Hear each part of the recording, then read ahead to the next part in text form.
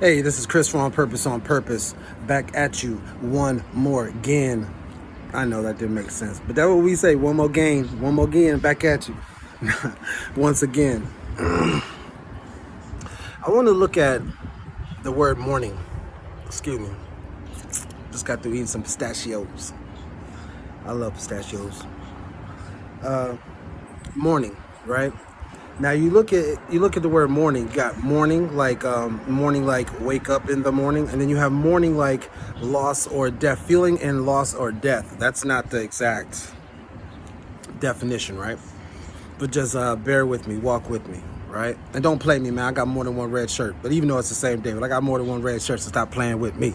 Okay, now just my thoughts on it, just my thoughts. So, if you could take it and run with it, please do. Put it in your toolbox, use it. If you can't, leave it for somebody else. Every night we go to sleep, right? When we go to sleep, we dream.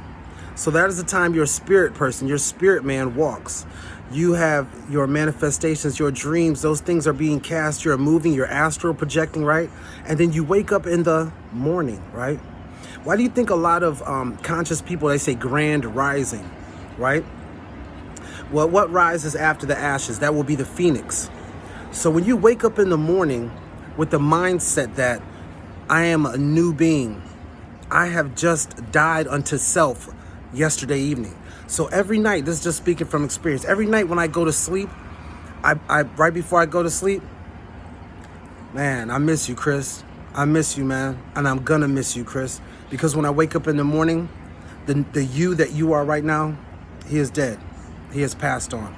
Because just like the phoenix, you rise from the ashes. You rise from the flames. I think it was Nietzsche, or if I'm saying his name wrong, forgive me, said something about, I don't like to quote things if I don't have it all the way together, but look up the quote that Nietzsche spoke on about one setting fire to oneself to rise again from the ashes. And then even look at Thoth.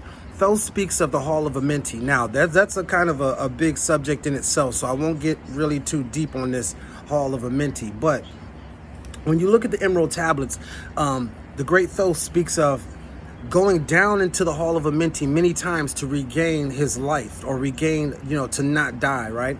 So when you, in my mind aspect, the Hall of Amenti is within self.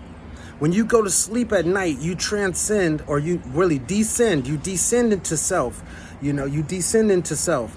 And if you're consciously aware, you can lucid dream. And once you become consciously aware and you start to lucidly dream, you start to astral project, you start putting your spirit man in play, right? So when you come back into this physical, into the flesh that morning, yeah, it is a good morning. Because it's not the feeling of, oh, I lost something. No. It's the feeling of how you see, like, you might go to a funeral and you see people celebrating, hey, because they're celebrating the life and they're not mourning the death. So what you do when you wake up in the morning, you see people happy. They're, yeah, man, happy to be here. True indeed. You're happy to be here because it's a blessing that you are amongst the living, right? But it's also a fact that if you're consciously aware, the old person, the person that you just were the day before, has died unto self, and you have all the opportunity in the world to conquer, to control who you are and what you are, and find the aspirations. Well, not find, but aspire, not find. I kind of got ahead of myself. But, ooh, plane, flying low. Where we going? Sorry, I digress. That's the ADD in me, baby. But every time I see a plane, I put myself there. I manifest myself in first class, sitting back with my headphones on, doing my little dance, headed out the country, baby. I'm headed to go speak somewhere. They want to see me speak. You see? Speak into your life what you want. Okay, I digress. Now back to this morning thing. So you wake up in the morning, you have your cup of coffee, your cup of tea, your bagel, whatever you do. You are extremely happy. Why? I made it. I'm blessed. You hear people say, well, hey, I made it. I'm blessed. Of course you're blessed. Of course you made it. But you can be blessed and not be a blessing to someone else. So are you truly blessed? If you're not being a blessing to someone else with your blessedness, if that's not a word, just roll with it, then you're not really blessed. Because anything that you have, you're supposed to give, right?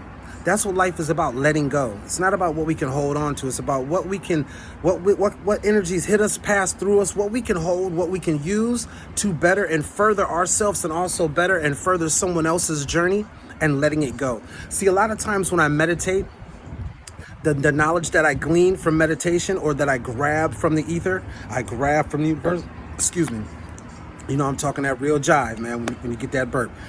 I glean from the universe, I meditate, and I send it into the earth. That way, whoever is knowledgeable enough to sink their roots into the earth when they ground themselves, that knowledge is available for you.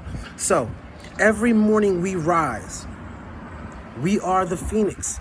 You rise from the ashes. You ascend out of the hall of Amenti once more again, and you can live forever. Think about that.